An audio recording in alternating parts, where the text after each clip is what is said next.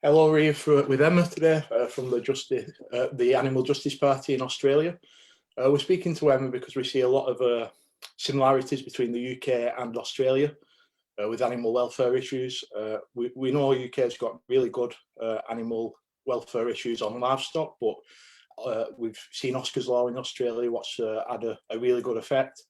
And we're speaking to Emma about the Animal Justice Party and how she started and what she's seen over there. So thanks for joining us, Emma, this morning and evening in Australia. Thank you so much for having me. Yeah. So the first question is, can you tell us how the Animal Justice Party got started and how you got involved? And how did you come to be an MP for animals? Yeah, so the Animal Justice Party was founded in 2009, and it really came out of a frustration amongst the animal groups that nobody in Parliament was really representing animals. We had, like a Greens party that was representing the environments and human rights, but we just weren't seeing any kind of progress in that political space for animals. And so that's where the Animal Justice Party started. We ran, in the first time we ran in the state of New South Wales, we got somebody elected who's the Honourable Mark Pearson. And then we got our second MP elected in Victoria, who is the Honourable Andy Medic.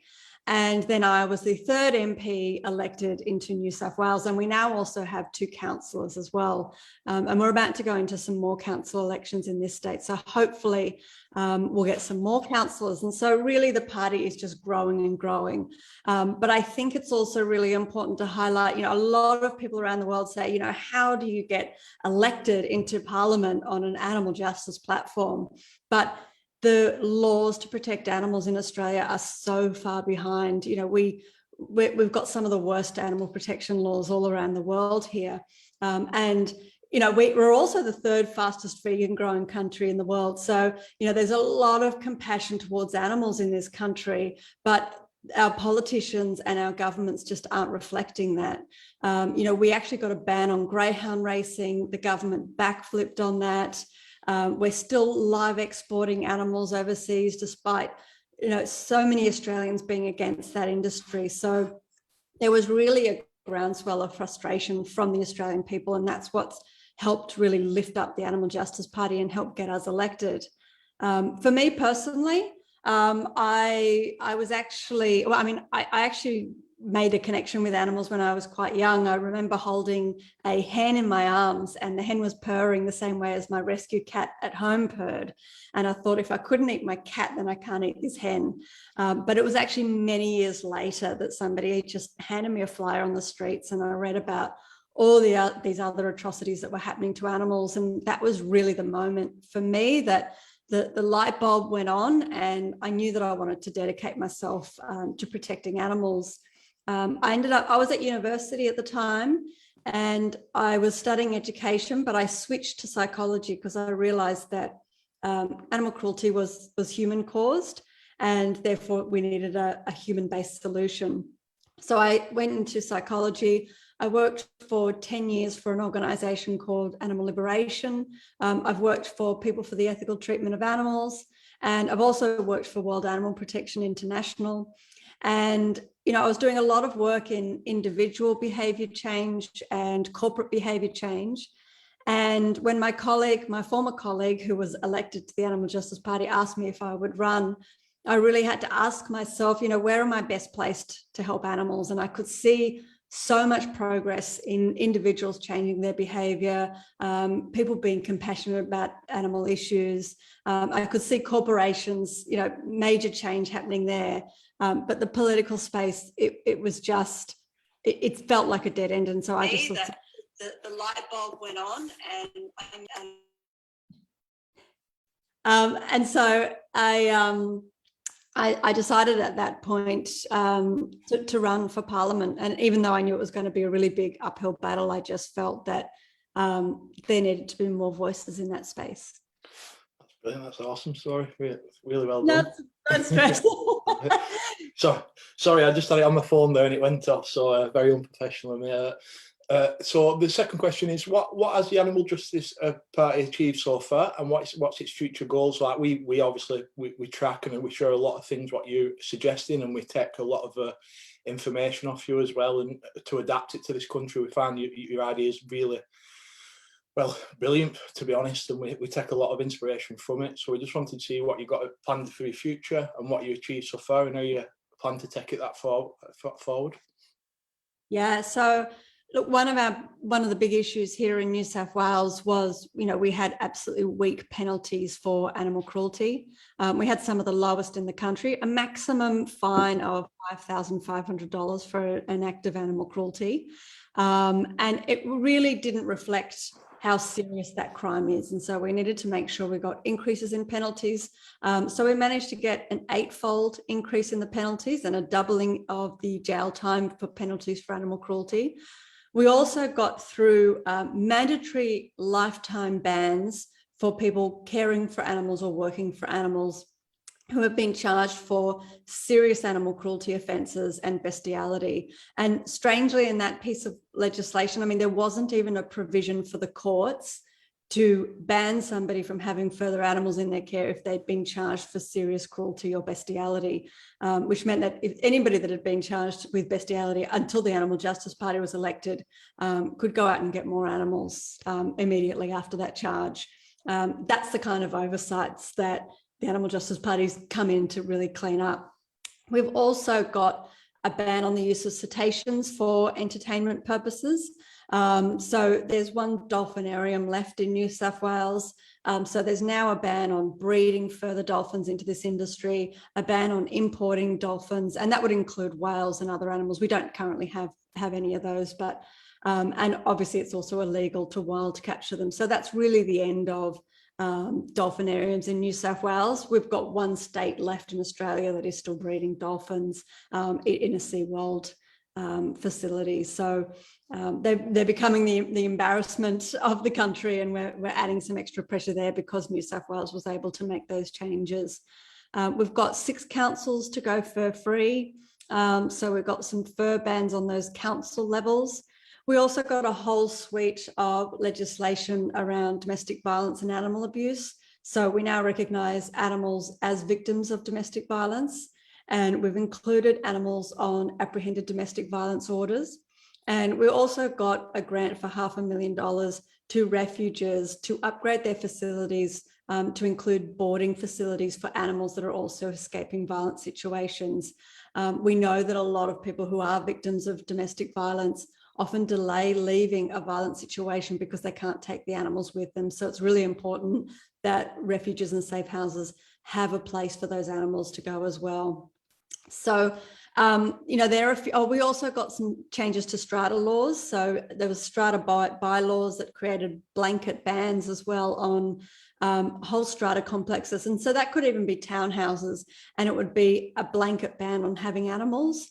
And that was really problematic, the situations we were getting. And one of these situations was really quite dreadful because it happened during that first wave of COVID when everybody went into lockdown, and an elderly man who owned his own apartment, who had a companion dog living with him, and they'd been living there for many years. And then the strata community decided to have a blanket ban. And so he was told in the first few weeks of COVID that he either had to get rid of his dog or he would have to sell his apartment and move out during COVID lockdown. So it's situations like that we had to make sure weren't happening, and actually splitting families up when people have companion animals. So now our focus is moving towards our puppy farm legislation. So that's a really big one for us this year, to outlaw puppy farming in New South Wales. We're also working on the space of child protection as well.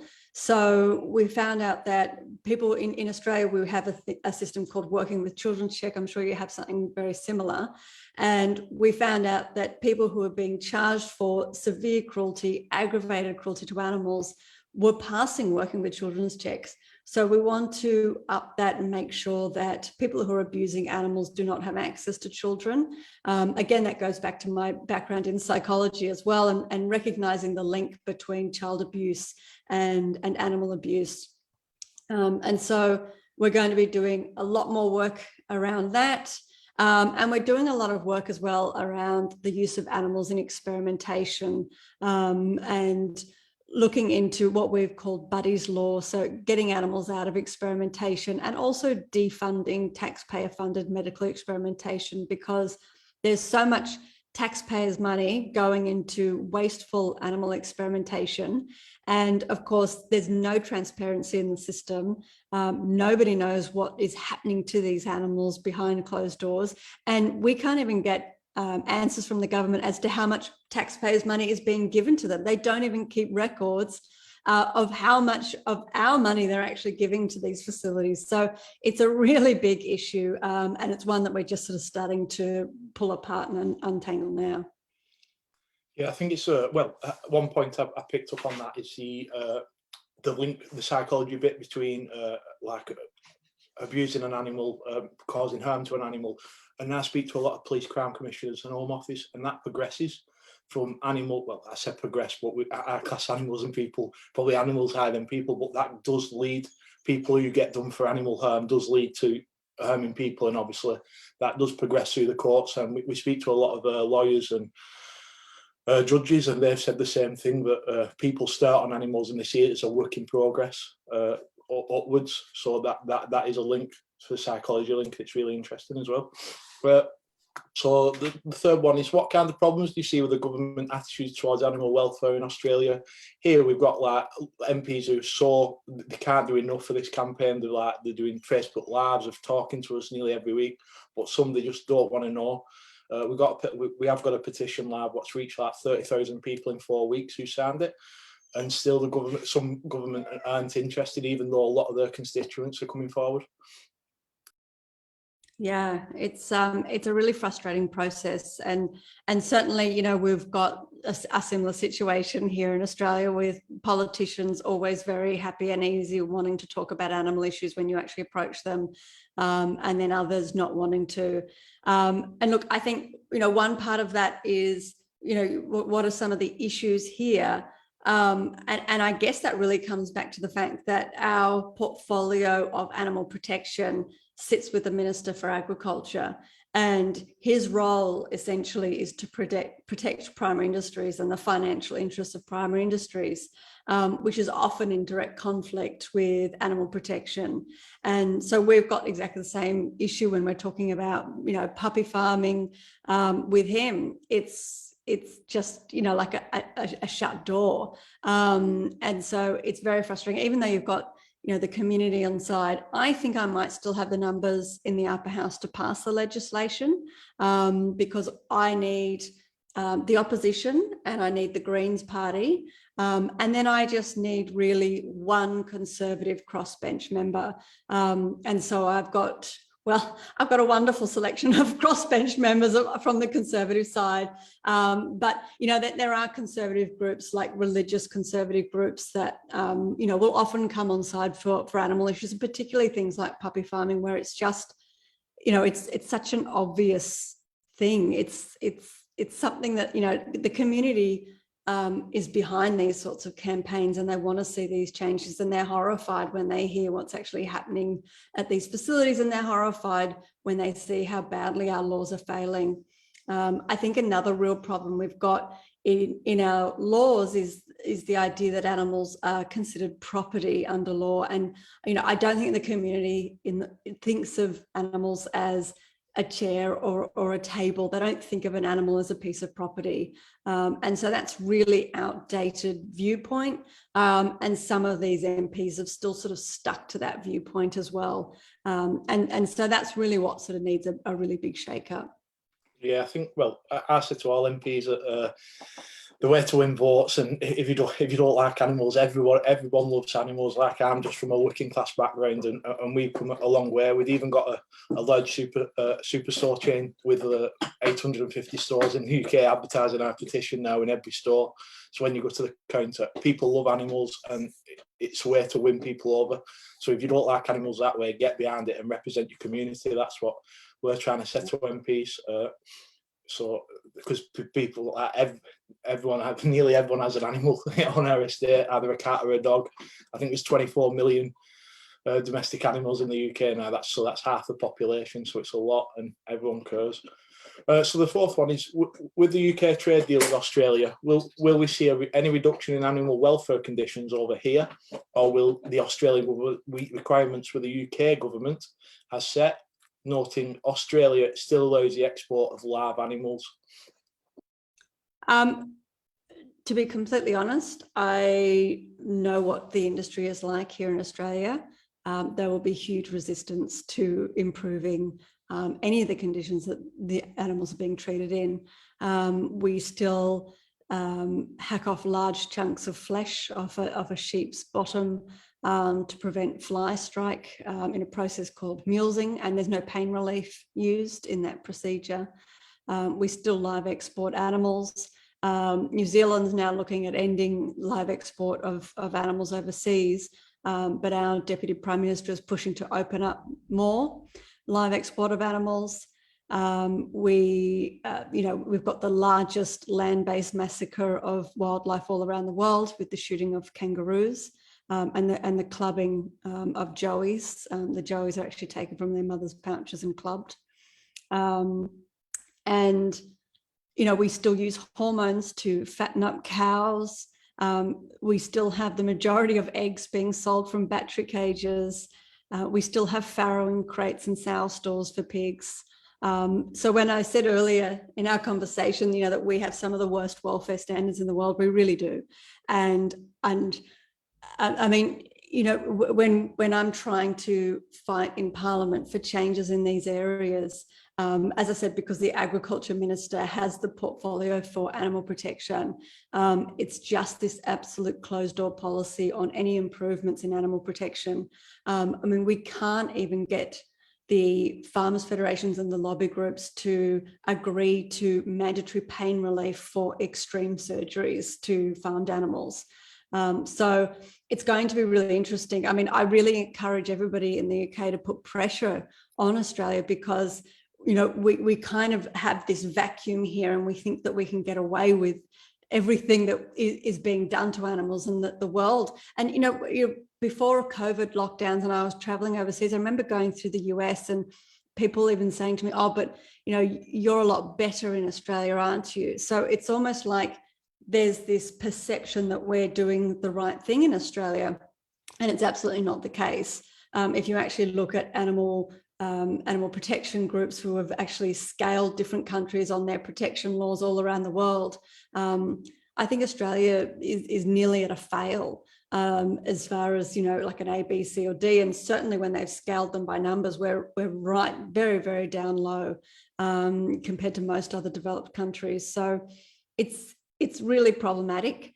And yeah, I think there are some groups in the UK that are fighting this Australian-UK trade deal because of those huge differences. Yeah, I've been looking up it, and there's a few people who don't want it to happen. I also saw you did like a checklist from what the UK allow with live exports and what the Australia do. And Australia had about 5 crosses, and England had all ticks. And at that moment when I read that, I realised how bad Australia was really at exporting live animals, and England they're not the best, but they are improving. And it just made me realise that there's a lot to be done in Australia, because I was obviously with the puppy farm bills, what we're going through, and what you've done over there, especially in Victoria with the laws, I thought it was really good. But when I've looked into it, I've realised that they're not the best. But obviously, with the work you're doing is really good, and it's bringing it. Hopefully, we'll get them pushed through. So, can you tell us about the work you're doing to ban puppy farms in Australia? You touched on that before, but can you just expand on that a little bit for us? So we've got a really interesting, we're in an interesting position here in Australia. You talked a little bit about the legislation that's gone through in Victoria, and we're now looking at legislation about to go in through Western Australia as well, which will effectively outlaw puppy farming. But what that means is in New South Wales, we've got some of the weakest legislation to protect companion animals. And so a lot of these puppy farmers are simply moving across the border into New South Wales and setting up shop here. So we've got hundreds of puppy farms littered across the state. And certainly since legislation has come into other states, we're hearing from councils who are being inundated with development applications. And so when I talk about a puppy farm in Australia, we've got absolutely no limit on the number of female dogs a breeder can have, no limit on the number of litters, no needs for regular veterinary checks. A lot of these places aren't even registered, they're not inspected. So we've got a lot of facilities which might have 600 dogs that will be forced to pump out litter after litter after litter for their entire lives. So it's a really, really awful situation. I mean, it's interesting. I mean, obviously we want that legislation to pass in the other states, but it also helps to create that groundswell and the desperate need for it here in New South Wales. So we're at the very last stages of putting together our legislation. It's taken a long time because we didn't realise, we almost had to start it from scratch. We have been able to take lots of it from the Victorian legislation, but because the legislation and the different areas of the legislation are written quite differently, it was a lot of writing it from scratch because they've also got a code of practice, and our code is very outdated and does very little to protect animals. So it's been a lot of work. It's taken a lot longer than we thought it would, but we're at those very final stages, and I'm hoping pending COVID lockdowns to be able to do a second read of that piece of legislation in August. And then hopefully we'll debate the bill in the upper house September, October. That's brilliant. So here at Justice for Reggie, we've got a petition for regulate selling websites. Now, a version of Oscar's Law coming in Victoria, I spoke to, is it Debbie, Oscar's Law, and she's done amazing work there, and it kind of shows what they brought in Victoria to the complaints they're having in other states now. And it's kind of relatable to the UK, with England, Scotland, Wales and Ireland all having different legislation. And I think it highlights a fact that we all need the same, to work off the same rule book, really, because these people are really good, clever, well, not good, but I use the word clever, and they'll kind of exploit the rules. And any loophole you leave in that legislation, that they will find it and they will take advantage of it. Yeah. So we've got a petition. We want to regulate all selling websites, and I know Debbie brought in the 100-point ID check, which has been really good. So, what is the rescue? What's the conditions like on selling animals on websites over there? Is it out of control, or is it come in line a bit? No, totally out of control. Our office actually did an investigation on Gumtree sales. And one of my staff members actually found 400 puppies being sold with fake breeder IDs, fake microchips. She found a puppy that was up with a photo from Adobe stock images. And those puppies equated to $1.5 million, where we couldn't track where those animals were coming from. We had no idea who the breeders were. So it's hugely problematic. And certainly, what we need to do is build some really strong regulations around online sales, and also stop the sale of puppies from breeders through pet shops, because they both create smoke screens for puppy farming and backyard breeding as well. So we need to get rid of those smoke screens. We need to stop any sort of system that allows scrupulous breeders to actually hide behind. But we also need to, it's about finding that balance, because we also know that online websites are a great resource for people who are putting up rescue animals and are looking to try and find homes for homeless animals, and through pound systems. So we want to make sure that that system is still working, but it can't be exploited. Like you said, these people will find any loophole. And so suddenly, you've got these newborn Labrador puppies that are from a rescue group, if you bring in certain regulations. So it's about finding how to actually close those gaps online. And a lot of our online laws are federal as well. So we need to sort of get somebody in that space federally as well to change some of those laws. And the good thing is, if we did get something done federally, it would be right across the entire country. That's brilliant. So also we've seen, well, I've put down a huge rise, but I say rise in dog theft in this country.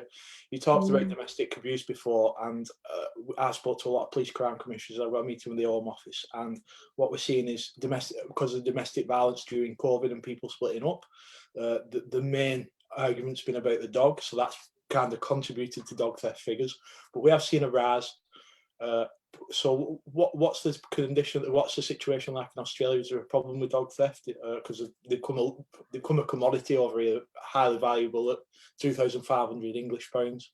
So people are going to steal because there's money in it. Yeah, we also got a rise in dog theft as well during COVID because people were lonely, and we had these massive adoption rates. Both from rescue organizations, but also, a lot of people buying companion animals online and, through all these really awful ways that we don't want people getting animals. And then what happened was we had a shortage of animals, of puppies and kittens, and everybody suddenly wanted one because they were lonely in COVID. And so we actually saw increases in dog theft from loneliness. But I've been involved in the animal protection space for a really long period of time, and another thing that we've also seen is dog thefts in certain areas where there's also illegal dog fighting going on. I remember there was an area about an hour and a half north of Sydney where it was rumoured that there was dog fighting going on, and people were having their dogs stolen, and there would be a ribbon tied on the fence line, and that's how people knew that their dog had been taken for dog fighting. So really scary stuff. I saw an article recently that I think it was Gloucestershire was looking at doing a DNA database to try to stop that dog theft. Have you heard of that? Yeah, I read the article. Yeah, so well, that's what I've got a meeting with the Home Office, and that's what I'm going to pitch to. I hope that gets enrolled nationwide, really, because I think it's a really good idea. But as everything, it comes down to cost and will from people if they want to do it, and I think that's the main issue we have. Yeah, it'll be good to keep an eye on as well, and see if it's effective, and certainly if it's proving positive, then it's something we can suggest here as well. Yeah, definitely. I'll keep you updated on that if we hear anything, and if you can do the same, that'd be brilliant. Yeah, so we've just got 2 questions left. So do you have any advice for Justice Reggie Group on how to tackle our aims to stop puppy farm and animal abuse within the UK government? So obviously you're an MP, you know all the politics and what goes on in there. We're just ordinary people, so we know what we do. A lot of research, talking to a lot of groups over here, RSPCA, Dogs Trust, and we speak to Four Paws a lot. And we're just trying to gather information to pitch to MPs and trying to make things better. But what are we up against in Parliament? And did you have any advice for us? Look, I think that probably one of the biggest things that I always tell people here is that animal protection is not a left or right issue. I think a lot of people go to the left thinking that the left are the ones that will be on side on these issues, and it's not that simple. It's not that straightforward, which is probably a good thing as far as animal protection is concerned. I've actually spoken, we've got 2 major parties here in Australia. We've got the Liberals and Labor, and they have their caucus meetings, and I've been told that when animal protection issues are brought up, when every other issue, you've got you've either got the Liberal left and the Liberal right, or Labor right and Labor left. They said as soon as an animal issue comes up, everybody moves all over the place, and you can't predict who's going to go where and who's going to have these really strong opinions about protecting animals. So approach everyone, approach the people that you don't think will be on side, and don't give up on them. Find that angle and talk to them. I often go and talk to the Conservatives and ask them if they've got an animal, and then ask them, just to say, look, just like your animal, this is what's happening to some of these animals. So, make it personal and get them really starting to think about it. I think that in Australia, particularly, one thing that I've noticed is that we're not very good at lobbying with animal protection groups. Every single issue that comes up in Parliament, every piece of legislation there's a lobby group outside our office wanting to talk to us about their concerns with the legislation or what needs to change. And then when an animal protection issue comes up, there's just silence. And I think that might be an issue specific for Australia, but I think that, you know, a lot of animal groups feel nervous about going into that political space. And I think the other thing as well is when I do get animal groups to go in there, they go in very gentle, friendly. And I said, no, you just got to go in hard. Like, politicians won't do anything until they're really held to account, really exposed. Like, I mean, when we got that tougher penalties bill up, every time there was a fine for animal cruelty that was weak, we took it to the media, we shamed the minister, we constantly spoke about it in the House, talking about, you know, this is actually your fault because you have failed, because we have the weakest penalties. We posted about it on Facebook, we held him to account, and we did it over and over and over. Then we got the numbers, we wrote our own legislation. We said, well, you're not doing this job, you're failing to protect animals, we're going to have to step in and do your job for you. And then when we tabled our legislation, and once they found out we had the numbers, then they tabled their own legislation, which was, and it looked very similar to ours, by the way, which was wonderful. But the fantastic thing is that, you know, when the government then puts up that legislation, it's going to get through. It will just pass then quite easily. But that's the sort of, you know, people won't do something unless they're forced, because we've got so many people yelling at us and so many people pushing us in so many different directions. And I think that the natural inclination is, well, I'll come in as the reasonable and really friendly person. I'm not saying that you shouldn't try to be reasonable and friendly at first, but I'm just saying don't feel afraid to push a little bit harder, especially on the people that aren't listening, because, you know, they're not necessarily not listening because they don't care or they don't think it's legislation that they want to have passed. They're not listening because it's not loud enough for them to pay attention to, and there's other issues that are much louder for them at the moment that they need to deal with first. So after you've done the nice side of things and the friendly approaches, when it's not working, when they're still not opening the door, then just get a bit louder and make them uncomfortable about the subject until they have to actually address it. That's brilliant, that. So the last one, yeah, we'll go a bit stronger now. We'll start knocking on doors and being a bit more assertive. So the last one, we look at everything you do. We're constantly on your press releases and your Facebook page, looking at what you're doing. But we think you're amazing. Like the Animal Justice Party as a whole, and what the work that you and Tess do, we just admire it, really. So we feel that the Animal Justice Party should be worldwide. So we would love something like you in our country. I'm sure you get many seats in the House. Is there any talks about it going overseas or expanding? I know you've only got, well, I say it's a lot, 3 MPs over there. Is there talk about more coming through and expanding it over there, and then obviously going further afield? So the Animal Justice Party in Australia really was first inspired by the Dutch Party for Animals. And they're enormous now. And so they keep growing. And that's a really big voice. And I think that they've set up an international arm, the Animal Politics Foundation, I think they're called. And so that's kind of that international arm that you're talking about.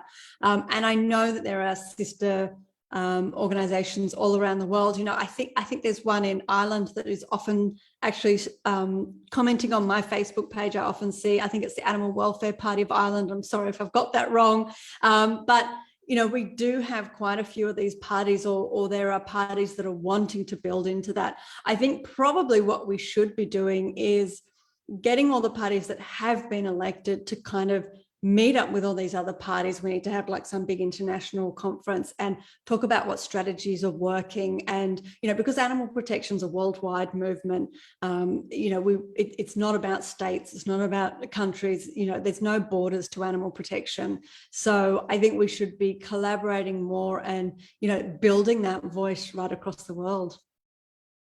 That'd be amazing if that would happen. Yeah, we can only hope and push for it. Yeah, so I really appreciate you. I know you're really busy, and everyone on our Facebook page is saying when's Emma coming on? When's Emma coming on? So we all follow you, and we think it's amazing what you do. So I really appreciate your time. I know you're really busy, but yeah, please keep us updated on all the amazing work you do, and we'll keep in contact. Thanks very much. Fantastic. Thank you.